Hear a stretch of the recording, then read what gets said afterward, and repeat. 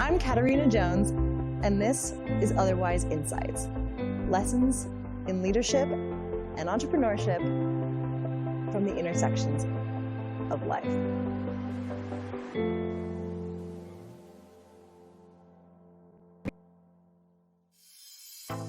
When people step into a leadership role for the first time, it's common that they feel the need to prove themselves by having all the answers, offering opinions about everything, or by being the loudest voice in the room.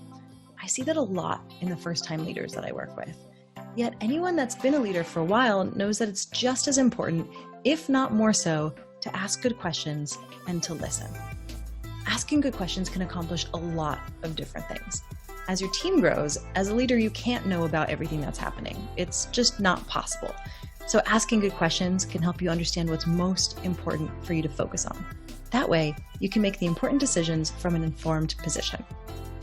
It can help you understand your team's needs and motivations so that you can support them in the best way possible. It can build trust and rapport when people see that you're genuinely interested in what they have to say and that you recognize the value that they add. It can help you get buy-in to important decisions when people feel heard and like they had an opportunity to contribute to the conversation.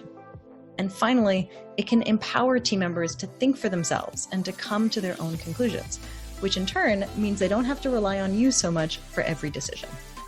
So as a business leader, it's a critical skill. Yet most people don't get trained how to ask good questions.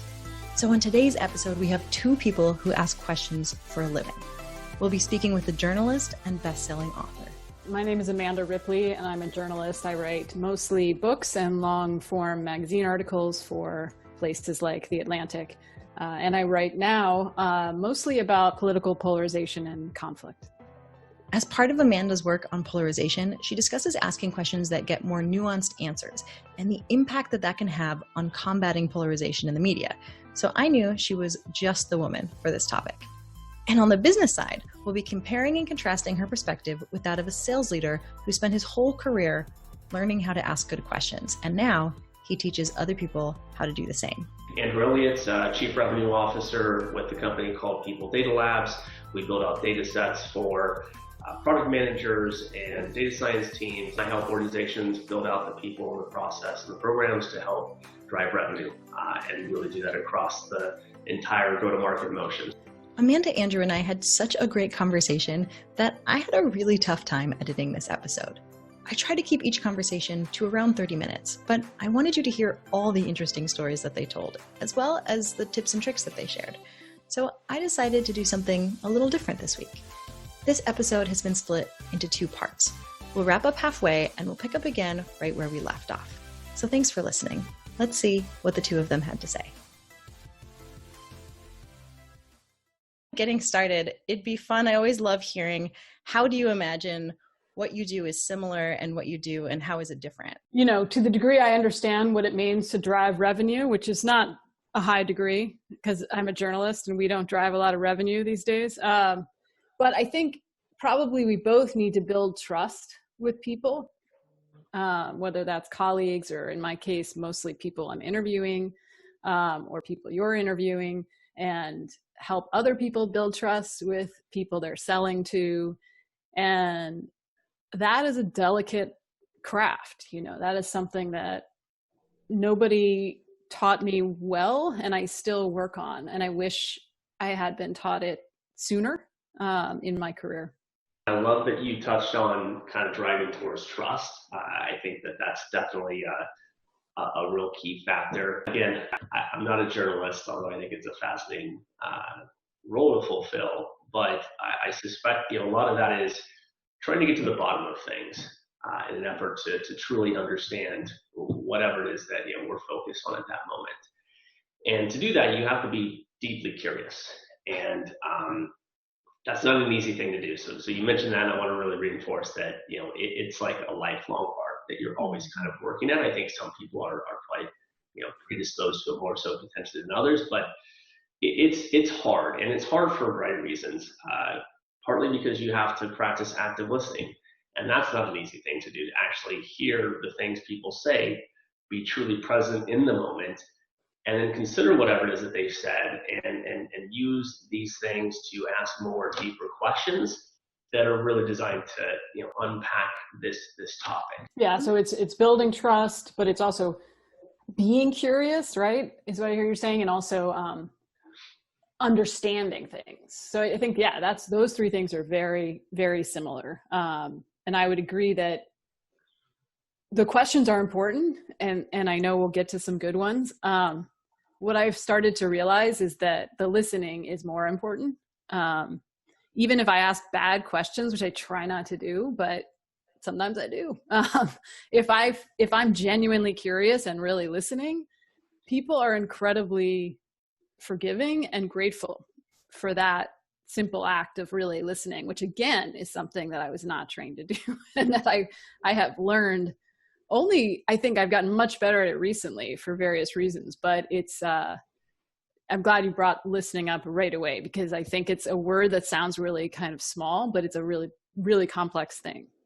It's the cornerstone to everything else. And you talk about trust. I love that you brought up curiosity already.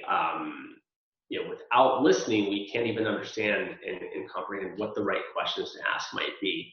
A funny thing that I'll do, with people, like when I'm interviewing a candidate for a role, especially within sales, is kind of just ask the question, when you think about sales, we're working with founders or whoever it might be, people that are kind of have to have this top of mind. What does sales mean to you? What do you think of? And I'll hear things like influence or persuade or manipulate or used car sales and all these different things.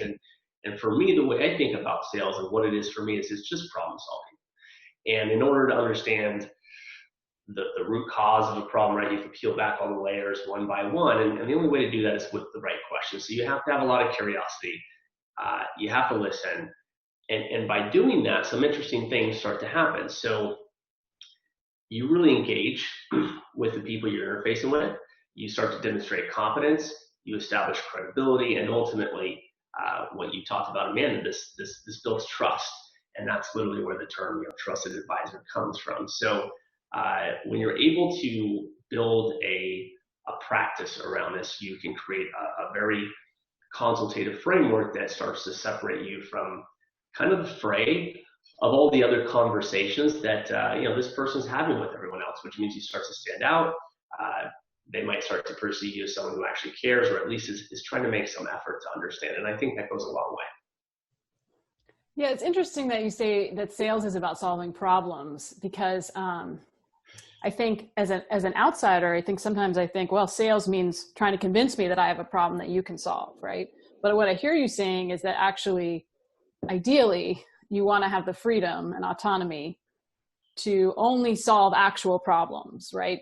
So, and I think that there's an interesting parallel in journalism. Like, ideally, in my work, if I call up somebody and I'm interviewing them, and they are not actually saying the things that I thought they would say, I need to switch what I'm doing, right? And that requires a level of autonomy and trust from my editors, right? That most journalists don't, I think, struggle to have, right? So you're assigned a story and you got to go out and like fill some holes and figure out a narrative arc and whatever. And so you end up not really listening or not quoting someone necessarily if they don't do the things you thought they would do, which is the opposite of curiosity, right?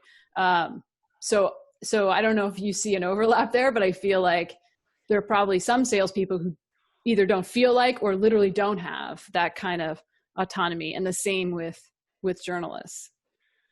It's all about having an agenda, right? So, if you have an agenda, especially if you're attached to that agenda, it's probably going to be a lot more artificial and framed up than it is going to be, kind of genuine and authentic. And,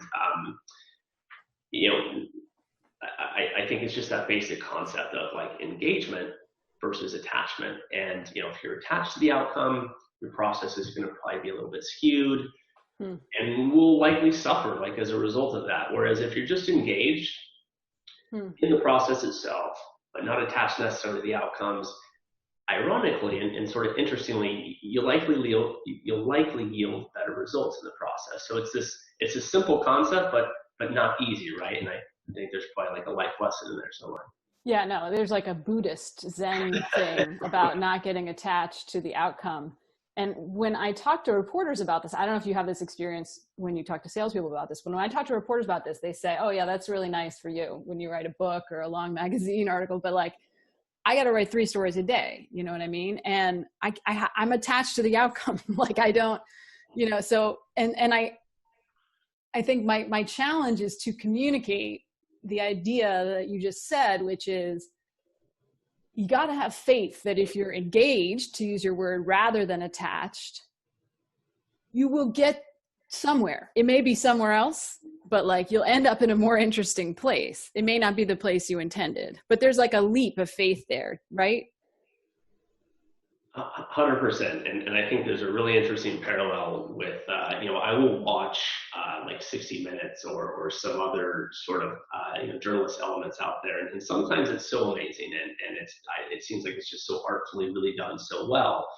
And then other times you can just kind of see like there's these leading questions coming through and they're driving for a yes and these different things. And you kind of sit back and like, you're actually kind of relying on the subject to now do a really good job with a sort of not so great question that was asked. And a lot of times sales is the same way. If you're attached to that outcome, you're trying to lead the subject towards that outcome versus just having an organic, authentic, genuine, sincere conversation and seeing where that takes you. Yeah. I would also just add in, Andrew, one of the reasons I was excited to have you on is because you wear a couple different hats, right? You have the sales perspective, but you also are a manager, a people manager, and you also have the executive perspective. So also from more of a management perspective, it's a very similar thing, right? We ask questions if we're trying to lead someone somewhere. The outcome isn't nearly as good as if we approach people with genuine curiosity as well. Well, and that's where it becomes so cool, right? Is that like this art form, this very sort of, top of mind committed thing that you have to really work at. It's not just in sales and it's probably not just in journalism and it's not just in people management, but it's probably going to be kind of pervasive throughout every aspect of your life in a certain way. Amanda, I was interested in what you said earlier, and I had read this in one of your articles in Complicating the Narrative around you weren't trained about your process of how you ask questions necessarily. You weren't given feedback on that process. And that actually was really surprising to me. I didn't realize that journalists aren't trained in that process. And so I was interested to hear about that because I think at some companies in sales, there is some training, but in some places there's also not. Yeah, no, I mean, I think there are probably people who went to journalism school and got some training in interviewing. Most people I've met for whom that is true, the training wasn't necessarily that great. Sometimes it was, but most journalists didn't go to journalism school is part of the answer. But I remember noticing this, really pausing. I never even questioned it. I mean, I get a lot of feedback on my work, right? Because multiple editors edit the work and then I hear from readers. So it's not like I get zero feedback, but there are very few people listening to the process, right? To the interviews. No one actually, other than myself. So I was doing a piece for The Atlantic about Starbucks had started this big program to help its baristas finish college, right? And the big challenge with college in the United States is completing, like finishing is the big challenge, not starting.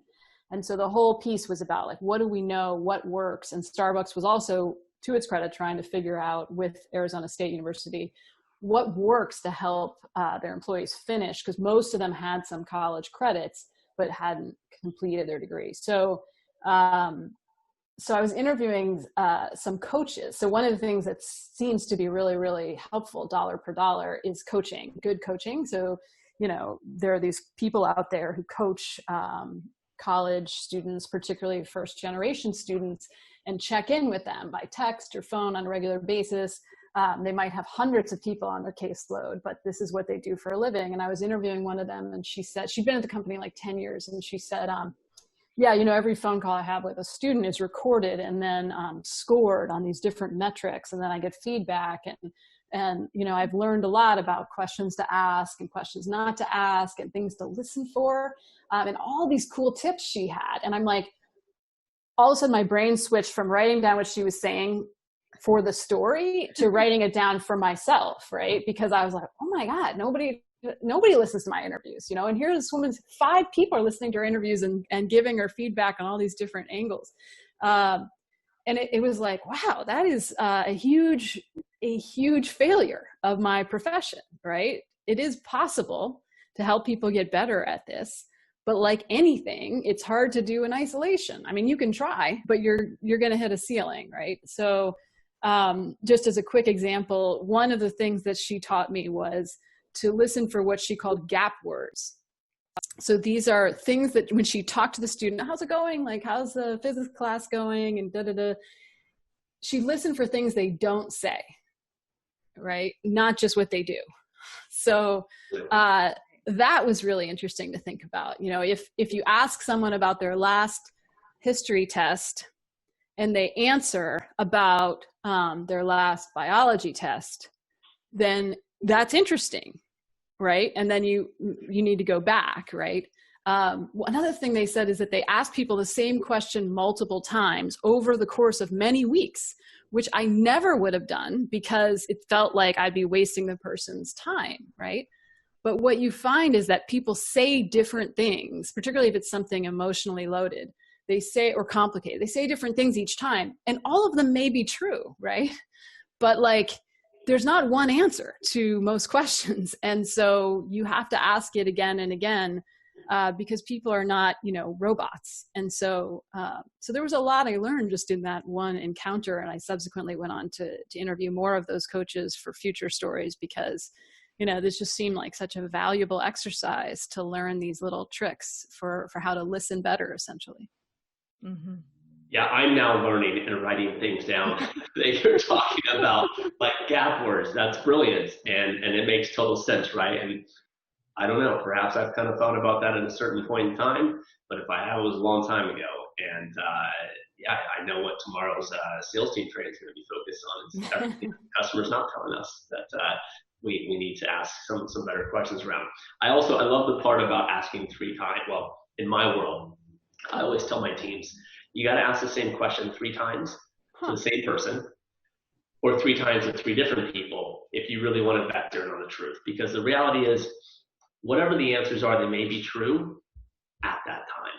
And whether it's a day or a week later, or whether you talk to, or it may be true to that person. But when you're in sales, you got to get that full story to really understand the problem and how likely are you not only to be able to solve it, but the customer to be able to essentially fund, right, what that solution is going to involve. And so there are harder questions that in the course of a sale have to be asked, and asking one time and getting one answer never works well. Not when you're trying to build some repeatability and some predictability into what it is that you're doing. So I think that was really insightful that you talk about, asking the same question multiple times.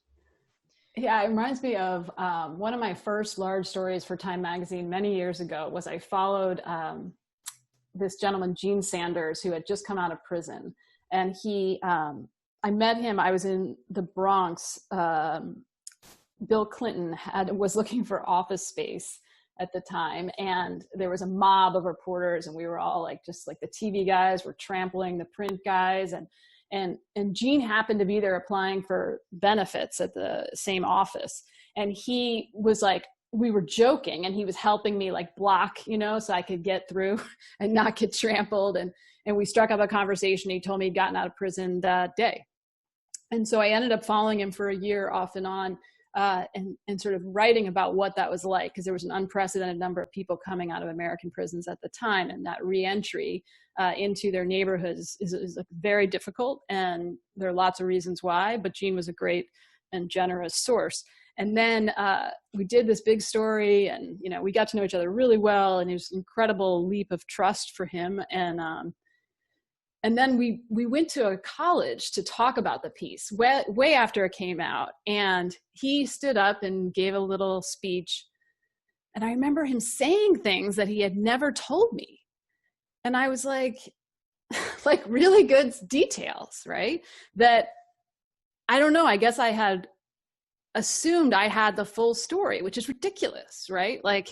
Why would I assume that there is a full story, first of all, but that just because we had a good rapport and relationship, he had told me everything, or I had asked everything, right? And again, it gets to the point, I like this idea of ask it 3 times. Like I never actually given it a number, but that seems like a good number. And it's like, you know, I had asked him, what happened the day you got home? I'd asked him that, right? And we'd gone point by point by point. And I had fact checked it with him at the end. So this is what happened at 9:30. This is what happened at 10.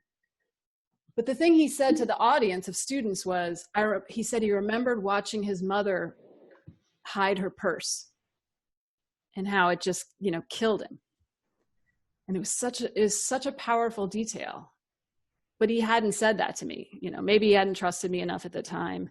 Maybe I hadn't asked the question, but that's the kind of thing where, you know, so much of it comes down to ego. Like I had assumed I had the full story, you know, but there's always more. There's always more.